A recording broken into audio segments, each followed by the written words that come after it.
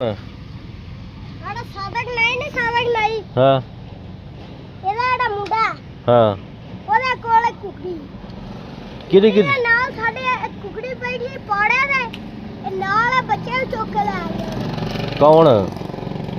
ਸਾਬਕ ਨਹੀਂ ਦਾ ਜਿਹੜਾ ਮੁੰਡਾ ਅੱਛਾ ਅੱਛਾ ਅੱਛਾ ਫੇਰ ਹੁਣ ਕੀ ਆਨਾ ਕੀ ਕਰੀਏ ਇਹਦਾ? ਰਾਜ ਤੂੰ ਹੀ ਤੇ ਨਾ ਫੜਦੀ ਨੀ।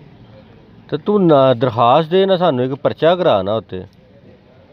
ਪਰਚੇ ਦਾ ਫਿਰ ਪੈਸੇ ਕਿੰਨੇ ਪੈਸੇ ਨਹੀਂ ਨਾ ਲੈਂਦੇ ਹੂੰ ਉਂਝ ਹੀ ਪਰਚਾ ਹੋ ਜਾਂਦਾ ਹੁੰਦਾ।